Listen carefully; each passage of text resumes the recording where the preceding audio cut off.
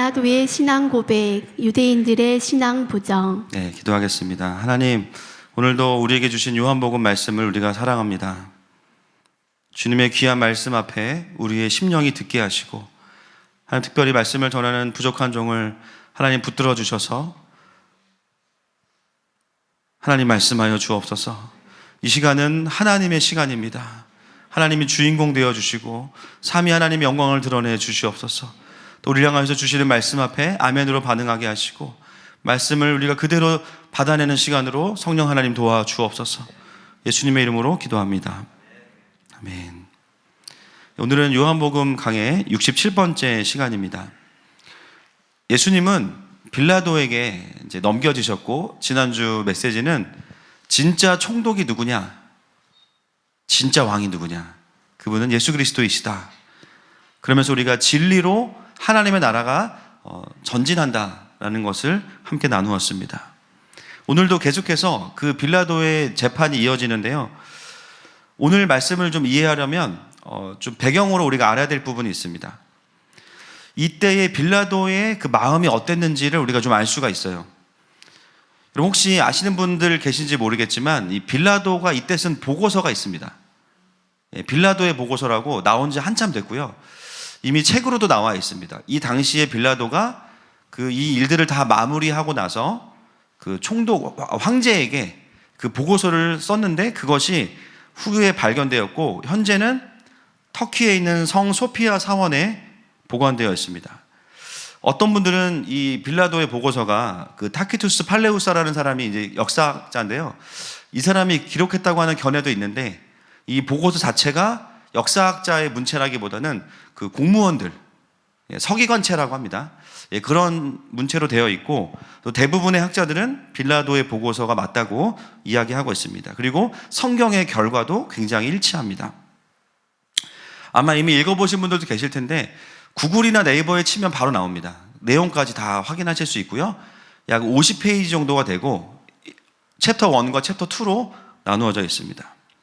저는 이제 여러 번 읽어봤는데 그 내용을 보면 빌라도가 처음 예수님을 만났을 때 그 압도되었던 느낌들도 다 기록이 되어 있습니다. 그의 마음이 어땠고 그의 느낌이 어땠나. 그때 그의 고백이 뭐라고 되어 있냐면 자신이 죄인인 것처럼 두려움으로 사지를 떨고 있었다 이렇게 이야기합니다. 그리고 예수님의 교훈은 단순하면서도 소크라테스나 플라톤의 설교보다 더 힘이 있고 장엄하다 이렇게 이야기해요. 그래서 빌라도는 이미 영적으로 이 예수님을 만나면서 그분이 어떤 분인지를 영적으로 딱 느끼는 거죠. 그리고 이 빌라도의 보고서를 보면 예수님이 돌아가신 이후에 부활에 대한 이야기들도 다 기록이 되어 있습니다. 그걸 다 확인하고 나서 로마의 황제에게 보고를 하는데 그 빌라도의 보고서에 보면요. 어떤 내용도 있냐면 빌라도의 아내가 카올 지방에서 온 점술가예요. 점술가. 근데 이 아내가 예수님에 대한 꿈을 꿨습니다. 그리고 절대로 그분을 해하지 말라고 이야기하는 내용이 보고서에 들어있어요. 여러분 이 내용이 성경에도 있습니다. 마태복음 27장 19절이에요. 시작. 총독이 재판석에 앉았을 때에 그의 아내가 사람을 보내어 이르되 저 옳은 사람에게 아무 상관도 하지 마옵소서. 오늘 꿈에 내가 그 사람으로 인하여 애를 많이 태웠나이다 하더라. 아멘. 이 아내의 이야기가 짧게 또 들어있어요. 그 마지막 보고서에서 이 빌라도 총독이 뭐라고 이야기하냐면 황제여 나는 이 사람이 진실로 하나님의 아들이었다라고 말하고 싶습니다. 이렇게 돼 있어요. 빌라도의 보고서에. 이미 빌라도는 이 재판을 진행하면서 그의 마음속에는 완전히 말하진 않지만 어떤 확신이 커져가고 있냐면 이분이 바로 하나님의 아들이시구나. 많은 그 신학자들이 빌라도를 해석하면서 정치적으로 타협했다. 또는 군중들의 그 위세에 압도되었다. 이렇게 이야기를 많이 합니다. 물론 그런 부분도 있겠죠. 그러나 사실 오늘 우리가 이제 확인해 보겠지만 빌라도에게 일하시는 예수님의 일하심의 이야기가 만만치 않습니다. 그래서 오늘 우리가 봐야 될 것은 재판이 진행되면서 지난주에도 이미 진리가 무엇이냐라고 물었고요. 점점 더 예수님을 받아들여가는 고백해가는 빌라도, 그리고 점점 더 예수님을 배척하고 마지막에는 가이사가 우리의 왕이다라고 고백하는 하나님의 백성인 유대인들. 이 두 개의 교체점을 함께 좀 보면서 본문을 보면 되겠습니다. 자, 39절 말씀 보겠습니다. 시작. 6월절이면 내가 너희에게 한 사람을 놓아주는 전례가 있으니 그러면 너희는 내가 유대인의 왕을 너희에게 놓아주기를 원하느냐 하니. 여러분, 빌라도는 예수라고 하면 되는데요, 굳이 유대인의 왕이라고 또 이야기합니다. 듣기 싫어하거든요, 유대인들이. 근데 굳이 그 이야기를 해요. 그러나 이미 빌라도의 마음속에는 그런 마음의 고백들이 있는 거예요. 그래서 어떤 뉘앙스냐면, 유대인들을 향해서 왜 너희들은 이분이 너희의 왕이신 것을 알지 못하느냐, 이런 뉘앙스가 들어있습니다.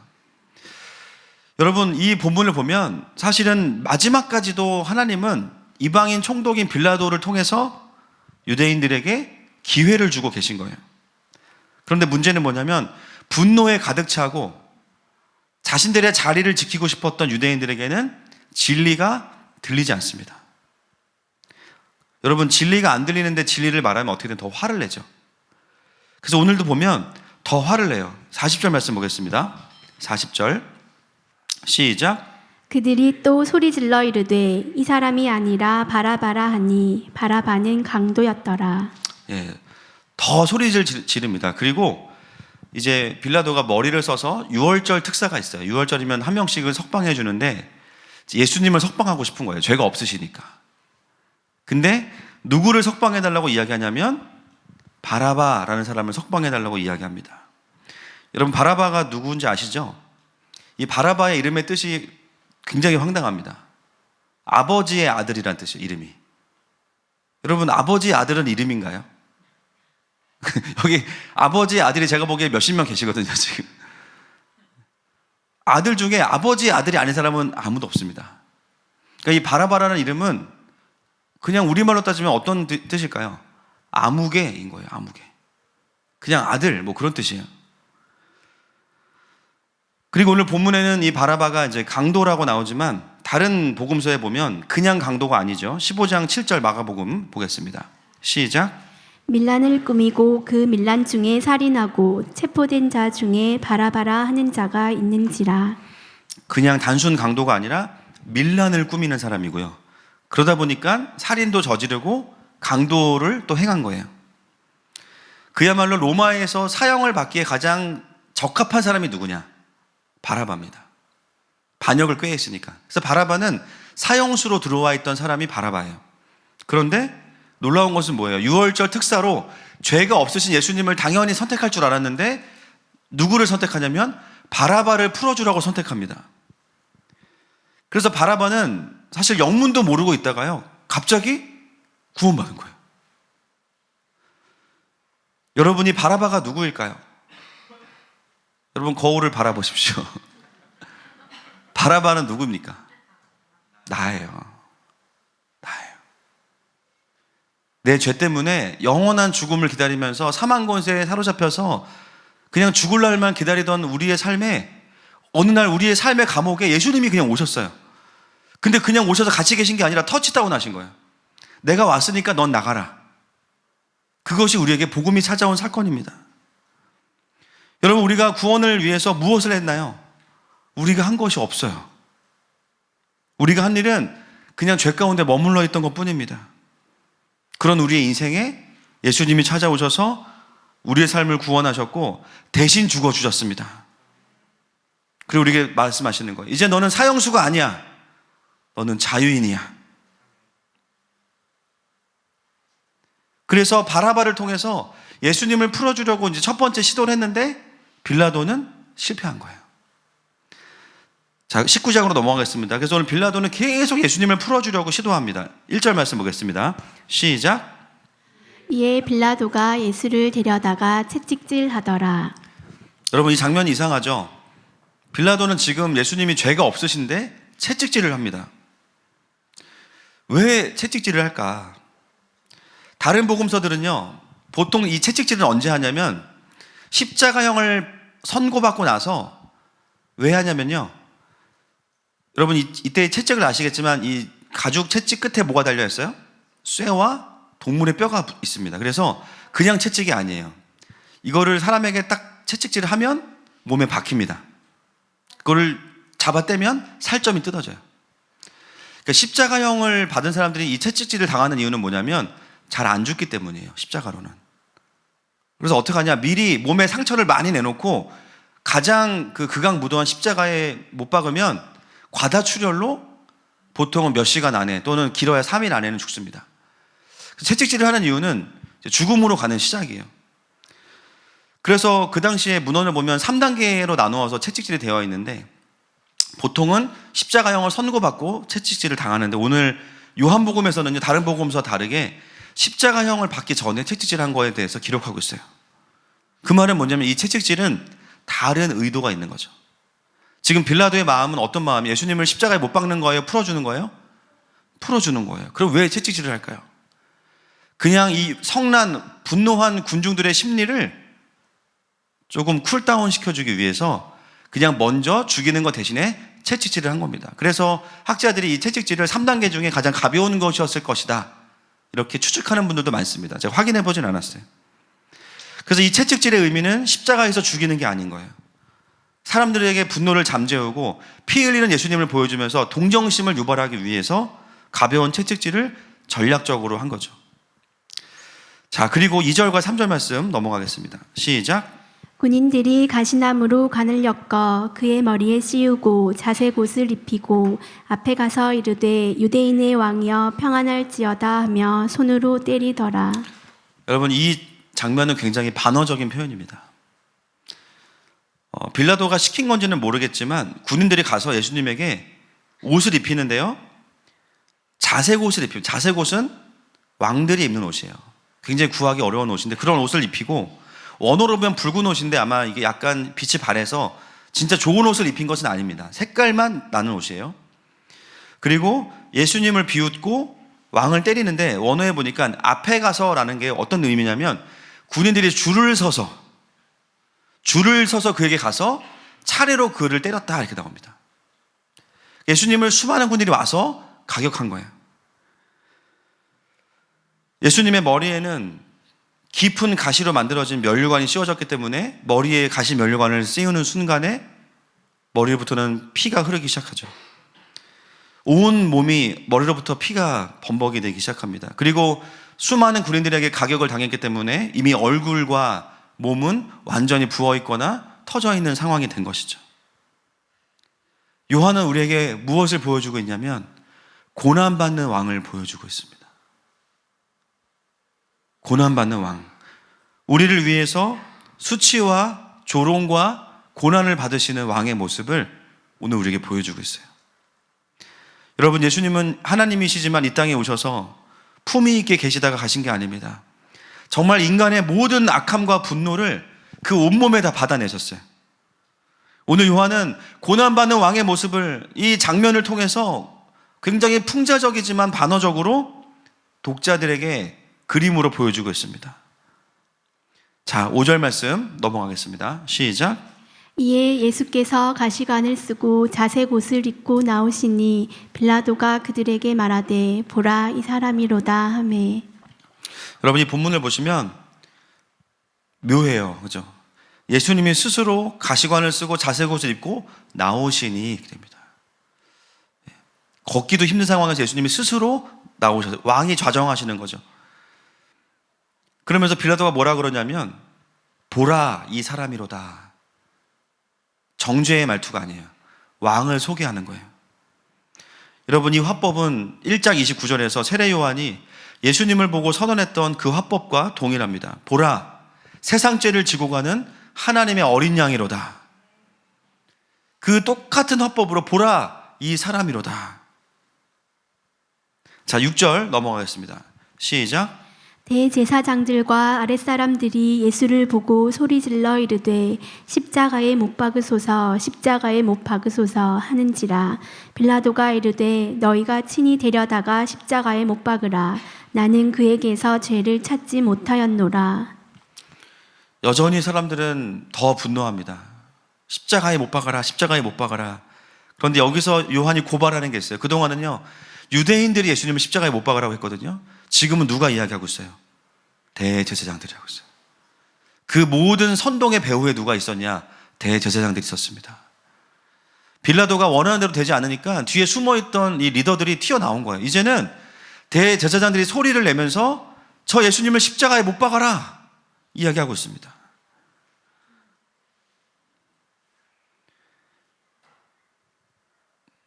그 현실을 고발하는 거죠. 빌라도도 만만치 않습니다. 여러분, 계속 반복되는 말이 뭐냐면요, 나는 이 사람에게서 죄를 찾을 수 없다는 거예요. 나는 이 사람에게서 죄를 찾을 수 없다. 7절 보겠습니다. 시작. 유대인들이 대답하되 우리에게 법이 있으니 그 법대로 하면 그가 당연히 죽을 것은 그가 자기를 하나님의 아들이라 함이니이다. 네. 여기서도 반어법이 나오죠.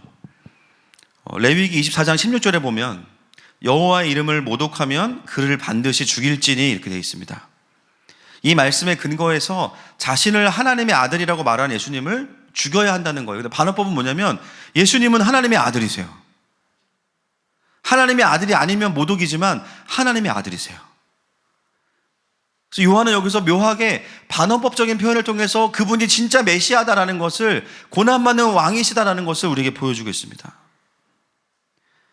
그리고 나니까 그 하나님의 아들이라고 유대인들이 고백하는 것을 듣고 나서 빌라도의 반응을 보겠습니다. 8절 말씀 시작. 빌라도가 이 말을 듣고 더욱 두려워하여. 빌라도는 뭐가 두려운 것입니까? 그 수많은 유대인들이 그 보고서에 보면요, 온 성을 에워쌌대요. 죽여달라고. 물론 그것도 두렵겠죠. 그러나 지금 빌라도가 두려워하는 것은 무엇일까요? 그렇죠. 빌라도의 마음속에는 이분은 하나님의 아들이 맞는 것 같은데 정작 유대인들이 알지 못하는 것을 보면서 두려운 거예요. 죄가 없으신 하나님의 아들을 내가 죽일 경우에는 그 책임을 내가 어떻게 감당할 수 있지? 사람들도 두렵지만 진짜 두려운 게 뭐냐면 눈앞에 있는 예수님이 하나님의 아들이실까 봐 그게 두려운 거예요.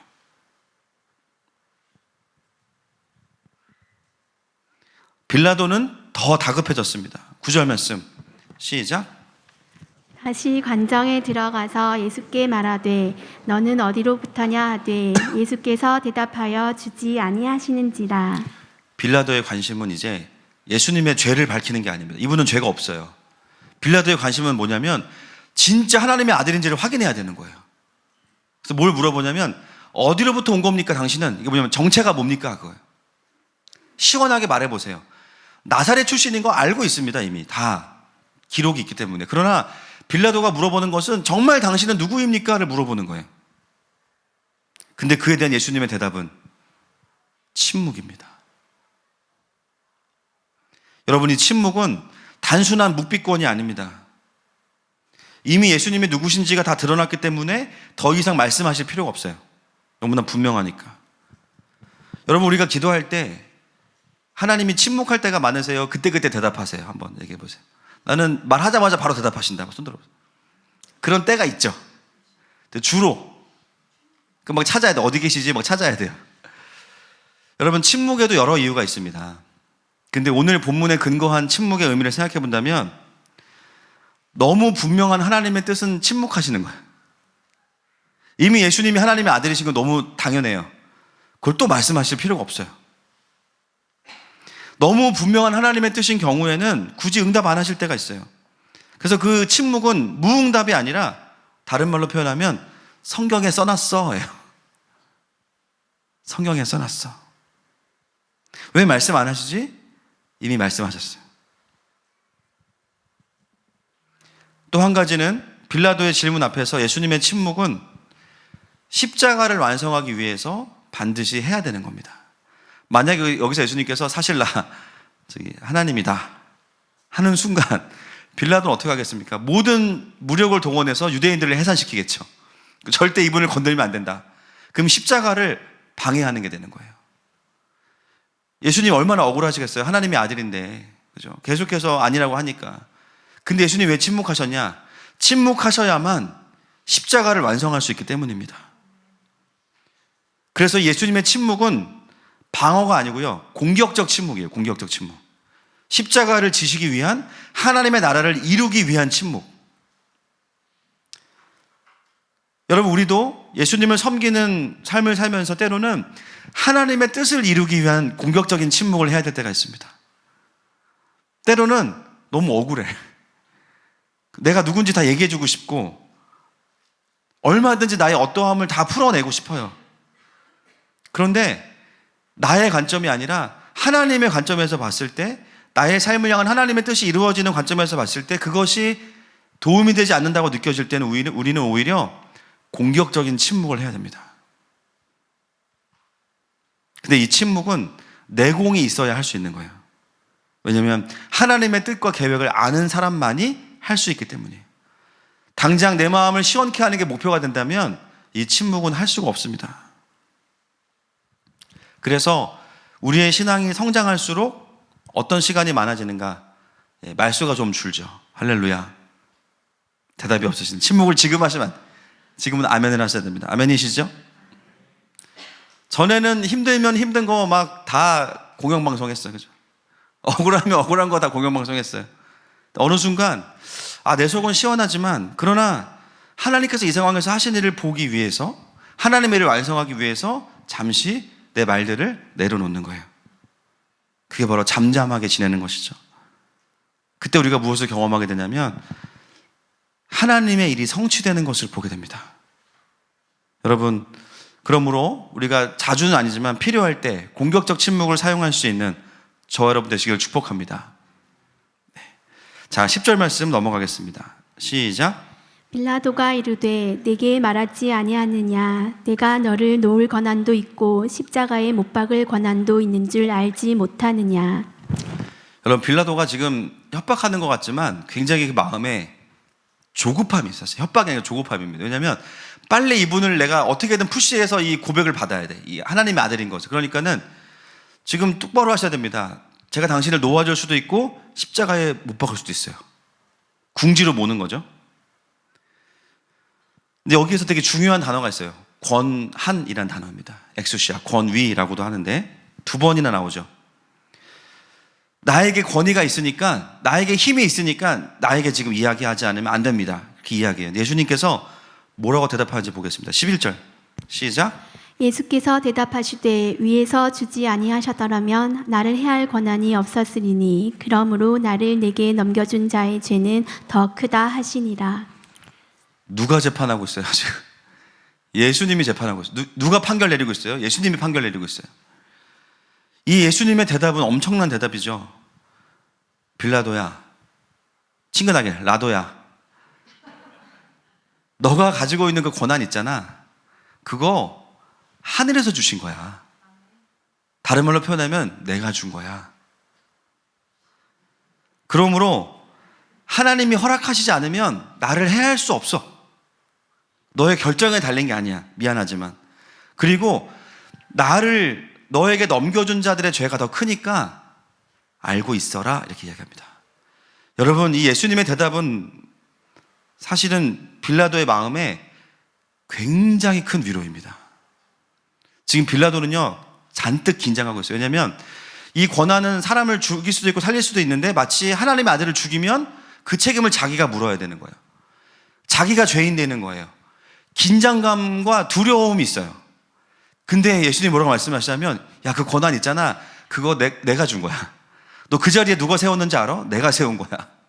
네가 결정하는 것 같지? 그렇지 않아. 그리고 너보다 더 큰 죄는 누구에게 있냐면 나를 너에게 넘겨준 저 유대인들에게 있어. 네 잘못이 아니야. 여러분, 지금 빌라도는 어떤 시간을 지나고 있냐면 놀랍게도 하나님의 주권을 이해하고 받아들이는 시간 속에 있어요. 잘못하다가 하나님의 아들을 처형할까 봐 두려웠는데, 자기가 책임질 것이 두려웠는데, 그래서 권한을 어떻게 사용해야 되나. 그런데 그 권위 자체를 하나님이 주셨다는 거예요. 저는 이 본문 안에, 이 메시지 안에 어떤 하나님의 위로가 있냐면, 빌라도야, 지금 너가 나의 무죄함을 드러내기 위해서 얼마나 애쓰고 있는지를 내가 알고 있다는 거예요. 잘 안 되고 있지 근데. 그렇지만 너의 수고를 내가 지금 알고 있어. 그리고 이 일은 너에게 달린 일이 아니다. 여러분, 상황은요 빌라도에게 달려있어요. 지금 빌라도의 사형 선고 한마디가 예수님의 삶과 죽음을 결정합니다. 누가 봐도 그런 상황인데요, 예수님이 뭐라고 말씀하시냐면, 그 위에 더 큰 권위가 있다. 이 모든 상황은 다 하나님 아버지 안에서 일어나고 있는 일이야. 너의 책임만도 아니야. 빌라도는 자기가 책임지려고 그랬고요. 자기가 해결하려고 했어요. 그런데 빌라도의 마음속에 예수님을 통해서 다른 메시지가 들어옵니다. 와, 내가 책임지는 게 답이 아닐 수도 있겠다. 지금 나에게 맡겨진 일처럼 보이고 내가 풀어야 될 숙제처럼 보이지만 이 일은 내 힘으로만 되는 것은 아니야. 이 일은 하나님의 권위 아래에서 진행되는 일이구나. 여기서 빌라도는 하나님의 주권의 개념을 받아들이게 된 거죠. 여러분, 오늘 빌라도가요, 변화되는 시점이 어디냐면 여기예요. 이 전과 후가 빌라도가 다릅니다. 여러분, 우리가 그리스도인으로서 하나님의 주권을 인정하는 백성입니다. 할렐루야. 우리의 고민이 뭐냐면요, 교회에서만 살면 좋겠어. 근데 교회에서 살아도 우리 안에도 세상이 있어. 주여. 그렇죠? 세상으로 가면 대놓고 세상이야. 우리가 살아가는 세상은 사망 권세와 악이 여전히 허용되어 있는 세상입니다. 근데 그 세상 속에서 하나님의 백성으로 살아가는 우리의 마음들 안에 어떤 마음이 있냐면 꼭 같진 않지만 빌라도와 같은 마음이 있어요. 하나님의 뜻, 하나님께서 원하시는 바가 있어요. 너무 분명해요.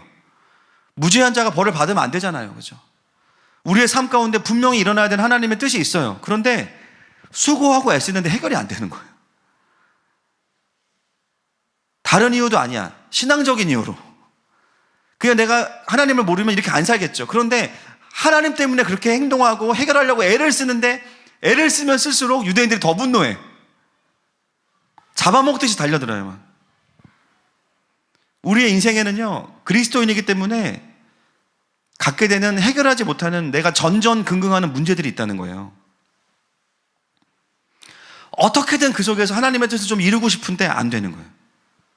능력은 안 되고. 근데 뭐냐면 그걸 해결하는 자리로 나를 부르셨어. 이게 미치겠는 거야. 어쩌라고요, 하나님. 그죠? 어쩌라고요. 영혼들을 케어해요. 어떤 분들한테 관심 가지면 목사님 너무 관심 갖지 마세요. 부담스러워요. 연락 안 드리면 관심이 없으시네요. 어쩌라고. 그죠? 어쩌라는 거야. 어떻게 하라는 거야. 내가 해결할 능력이 안 되고 어려운데 그 자리에 날 두셨어. 나는 이 문제를 풀 수가 없어. 부담만 있어요. 오늘 그런 빌라도와 같은 상황 속에는 우리에게 오셔서 주님 말씀하시는 거예요. 너를 그 자리에 두고 그 권위를 준 자가 누구냐? 하나님께서 너를 그 자리에 두셨다. 그거는 뭐냐면 위임하고 잘하나 못하나 봤다가 막 혼내고 이게 아니라 우리에게 그 권위를 위임하신 주님께서 우리와 함께 하신다는 겁니다. 함께 그 권위를 사용할 수 있도록 도와주신다는 거예요. 그래서 우리 마음이 어떤 마음이냐면 하나님께서 맡겨주신 가정이고 직장이고 사역인데 근데 이거 잘해야 되는데 내가 이거 실수하면 안 되는데. 여러분, 그 마음은 좋은 마음이에요? 나쁜 마음이에요? 좋은 마음이죠. 나에게 맡겨주신 이 직장에서의 부서, 그죠? 교회에서도 어떤 사역들을 맡고 가정도 그렇고 내가 정말 남편으로 아내로 정말 자녀로 잘해야 되는데 이 마음은 좋은 마음이에요. 근데 우리의 강조점이 어디에 있어야 되냐면 그 자리를 하나님이 나에게 맡기셨다는 것에 있어야 돼요. 근데 맡기셨다에 강조점을 두지 마시고 하나님이의 강조점을 두셔야 돼요. 하나님은 위임만 하시고 책임만 물으시는 분이 아닙니다. 위임하시고 그 일을 행할 수 있도록 함께 하시는 분이세요. 내가 그 권위를 사용하는 것 같지만 결국 권위를 사용하게 하시는 분이 하나님이시라는 거예요. 그리고 여러분, 우리가 인정해야 되는 게 있습니다. 우리가 모든 것을 책임질 수 있어요? 없어요? 없어요. 무책임이라는 말씀은 아닙니다. 모든 걸 내가 책임질 수 없어요. 모든 것이 다 나의 잘못만도 아니에요. 죄도 문제가 있어요. 그죠? 여러분, 하나님께서 무엇을 보고 계시냐면 현실 속에서 그 일이 해결되진 않고 있지만 우리가 하나님의 마음에 반응하기 위해서 얼마나 애쓰고 순종하는지를 보고 계신다는 거예요. 오셔서 우리에게 말씀하시는 거예요. 그 일이 해결되고 있지 않지만 그러나 그 일이 나의 주권 아래에서 일어나고 있다. 그리고 다 너의 책임만도 아니다. 여러분, 이 메시지를 빌라도가 들었을 때 어떤 마음이었겠습니까? 위로가 오고 자유해졌겠죠. 여러분, 하나님의 주권은 우리를 구속하는 게 아닙니다. 우리를 자유케 합니다. 할렐루야. 주대심을 인정하는 삶은 우리가 막 노예가 된다 이렇게 생각하지 마세요. 그 주인이 누구시냐면 하나님이세요. 하나님께서 주인 되신다는 것은 뭐냐면 내가 할 수 없는 것들을 그분이 그분의 뜻 가운데 행하신다는 거예요. 그 주권을 온전히 이해하면 묶이는 게 아니라 위로가 되고 자유함이 옵니다. 그리고 내가 할 수 있는 선에서의 책임까지만 기쁨으로 감당할 수 있게 되는 거예요. 그래서 11절에 예수님의 그 대답은 빌라도의 마음 깊은 곳에 있는 두려움과 부담과 짐을 가져가 주시는 예수님을 보게 됩니다. 그래서 11절 이후에 보면 빌라도의 반응이 달라져요. 12절 말씀 보겠습니다. 시작. 이러함으로 빌라도가 예수를 놓으려고 힘썼으나 유대인들이 소리질러 이르되 이 사람을 놓으면 가이사의 충신이 아니니이다. 무릇 자기를 왕이라 하는 자는 가이사를 반역하는 것이니이다. 유대인들이 통하지 않으니까 어떻게 되냐면 이제는 누구를 공격하냐면 빌라도를 공격합니다. 보니까 당신이 가이사의 친구인 줄 알았더니 이거를 만약에 그냥 풀어주면 당신은 가이사의 친구가 아닙니다. 이제는 공격을 예수님께 하는 게 아니라 그 빌라도에게 공격해요. 그렇죠? 마치 반역자를 눈 감아준 책임이 당신에게 있습니다. 근데 빌라도의 반응을 보세요. 13절과 14절. 굉장히 사람들을 두려워하고 주저하는 마음도 있었지만 13절, 14절 보겠습니다. 시작. 빌라도가 이 말을 듣고 예수를 끌고 나가서 돌을 깐 뜰 히브리 말로 가바다에 있는 재판석에 앉아 있더라. 이날은 유월절의 준비일이요 때는 제6시라. 빌라도가 유대인들에게 이르되 보라 너희 왕이로다. 빌라도가 예수님을 끌고 가서 어디에 앉냐면 재판석에 앉습니다. 지금까지는 약간 눈치 보는 게 있었어요. 분명히 왔다 갔다 했어요. 그런데요, 어떻게 하냐면 11절 지난 이후에 예수님과 대화를 마친 이후에 빌라도의 마음이 결정되었음이 보여져요. 예수님을 데리고 재판석에 가서 이야기합니다. 유대인들에게 이르되 보라 너희 왕이로다. 이거는 개인적인 선언이 아닙니다. 공식적인 재판석에서 예수님의 왕되심을 그냥 인정해 준 거예요. 이것은 뭐냐면 자신의 목숨도 자신의 자리도 예수님의 왕되심보다 중요하지 않다는 거예요. 개인의 견해가 아니라 재판석에서 선언해버린 거예요. 보라 너희의 왕이다. 예수님의 죄가 없으실 뿐만 아니라 그분이 유대인의 왕이심을 선언합니다. 여러분, 그럼 유대인들이 그거를 듣고 법적으로 효력이 있으니까 우리가 받아들여야지 그렇게 반응합니까? 15절 보겠습니다. 시작. 그들이 소리 지르되 없이 하소서 없이 하소서 그를 십자가에 못 박게 하소서. 빌라도가 이르되 내가 너희 왕을 십자가에 못 박으랴. 대제사장들이 대답하되 가이사 외에는 우리에게 왕이 없나이다 하니. 와, 유대인들 보세요. 끝까지 갑니다. 지금 무슨 고백을 하는 거예요? 제정신이 아니죠 지금. 유대인들이 우리의 왕이 누구라는 거예요 지금? 가이사라는 거예요. 유대인들의 입술에서 왕이십니다라는 고백을 누가 받으셔야 됩니까? 삼위 하나님이 받으셔야 되는 고백. 유일한 왕은 하나님뿐이에요. 지금 얘네들이 분노가 올라오니까 어디까지 갔냐면 예수님을 부정하기 위해서 가이사만이 우리의 왕입니다까지 가는 거예요. 그럼 평소에 가이사랑 친했냐? 안 친했잖아요. 기가 막힌 거예요. 예수님을 죽이기 위해서 가이사를 조종하고 이용하는 거죠. 여러분, 오늘 본문에서 진정한 반역자가 누굽니까? 유대인들입니다. 이게 진짜 묘한 거예요. 요한복음은 진짜 희한합니다. 빌라도는 신앙 고백의 자리로 가요. 겸손해지면서. 유대인들은 분노하면서 예수님을 부정할 뿐만 아니라 인간의 왕을 왕이라고 말하는 자리까지 가버립니다. 끝까지 갔습니다. 여러분, 저는 여기서 인간의 죄성을 보게 됩니다. 우리가 대놓고 하나님을 부정하거나 세상의 왕에게 권위를 부여하진 않지만 뭘 보게 되냐면 필요하면 권위마저도 부정해버리고 조종하는 거예요.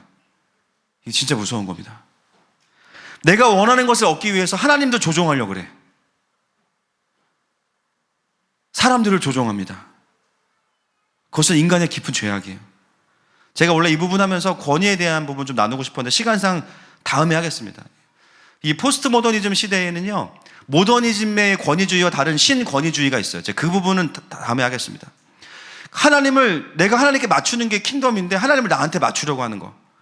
인간의 깊은 죄성이에요. 내가 원하는 바를 얻기 위해서 하나님을 조종하려고 하는 거.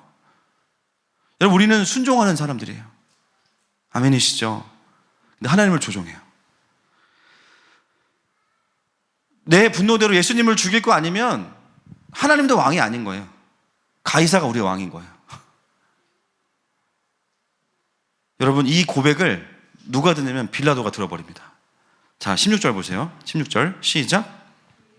예수를 십자가에 못 박도록 그들에게 넘겨주니라. 많은 분들이 이 빌라도의 선택을 타협했다라고만 이야기합니다. 그러나 타협한 부분으로 보여요. 그러나 여러분, 여기서는 타협이 아닙니다. 사실은 더 깊이 들여다보시면 빌라도는 뭘 인정한 거냐면 하나님의 주권을 그냥 인정한 거예요. 야, 얘네 끝까지 갔네.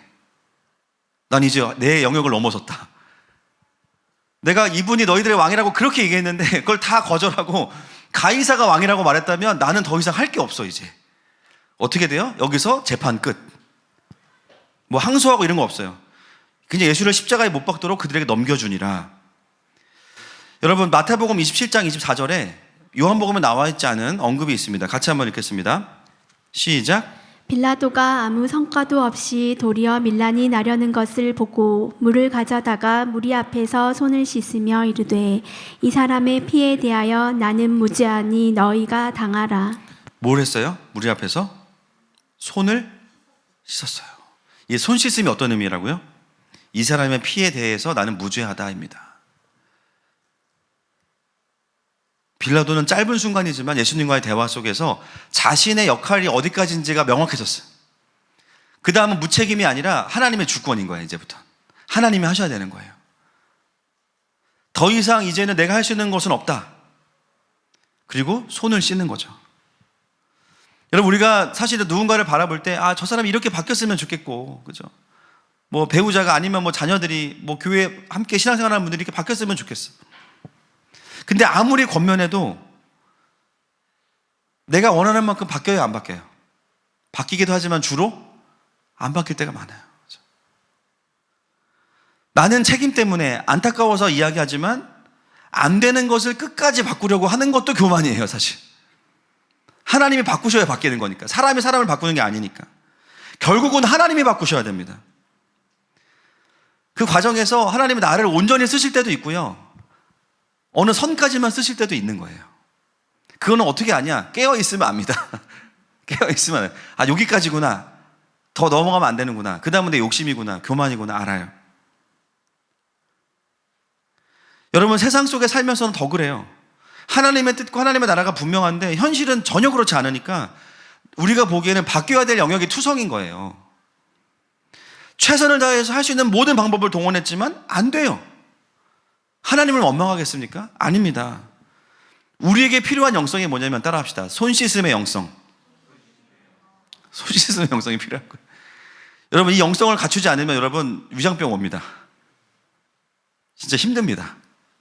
힘들어요. 왜냐하면 저 사람이 바뀌어야 되는 부분이 보여요. 그거는 틀린 게 아닙니다. 그런데 그게 하나님의 때와 나를 통해서 하실 게 아니면 가지고 있으면 위장병밖에 안 되는 거예요. 기도라도 해서 올려드리면 다행이지만. 오늘 빌라도는 예수님의 주권을 받아들이고 나서 끝까지 가는 유대인들을 보면서 이건 안 되겠다. 거기서 어떻게 손을 터는 거죠. 더 이상 저는 모르겠습니다, 주님. 손 씻습니다. 이 사람의 피해는 저와 무관합니다. 마음의 짐으로 가지고 있는 게 아니라 그냥 하나님께 드리는 거예요. 우리가 누군가를 막 끝까지 직면시켜서 되면 너무 좋겠어요. 쉽지 않죠. 직면한 것 같은데 우리의 또 오뚜기 영성, 부활의 능력이 거기서 나와요. 미쳐버립니다. 다시 살아나. 지난주에 분명히 막 직면하고 다 자르고 쪼개고 다 해서 다 뽑고 태우고 다 했거든요. 파쇄하고. 그 사이에 또 데리고 들어왔어. 또 안 되는 거야, 안 되는 거야. 근데 그걸 우리가 하려고 하면요, 계속 마음에 이제 부담이 커지는 거죠. 사역을 할 수가 없어요. 손 씻음의 영성은 포기가 아닙니다. 이거는 정직한 거예요. 내가 할 수 없는 걸 할 수 없다고 인정하는 거고, 하나님이 하셔야 된다는 것을 인정하는 경배입니다. 그냥 내 역할과 부르심은 여기까지. 그래야 건강하게 살아갈 수 있습니다. 우리 한번 손 씻어 봅시다. 시작. 자, 여기까지. 네, 여기까지. 네, 여기까지.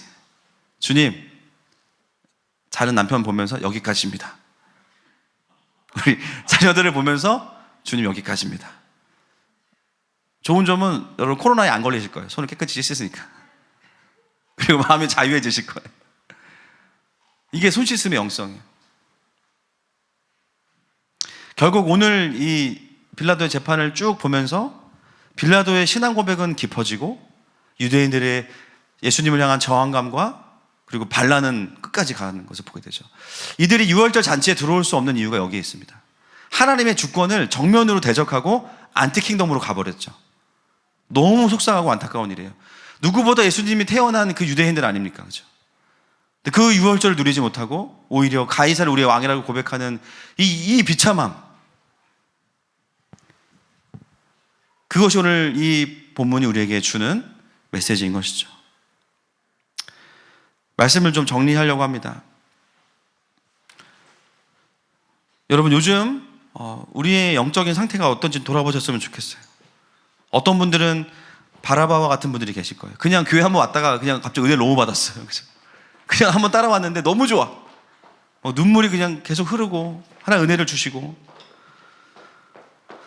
또 어떤 분들은 빌라도와 같은 과정을 거치는 분도 계시겠죠. 의심하고 예수님을 믿는 것보다 내 주먹을 믿겠다. 내가 더 왕이다. 근데 어느 순간 점점 주님을 알아가는 자리로 가시는 분들도 계시겠죠. 결국엔 주권이 인정되는 분들, 또 어떤 분들은 유대인과 같은 모습이 나에게 있을 수도 있어요.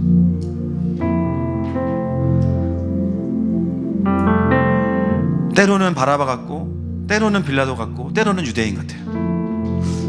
요즘 여러분 우리의 마음은 어떠십니까?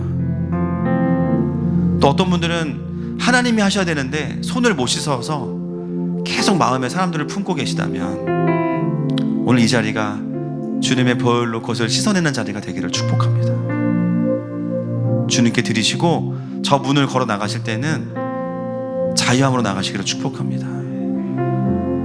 오늘 우리를 이렇게 부르시는 주님 앞에 함께 이 고백으로 나아가십시다.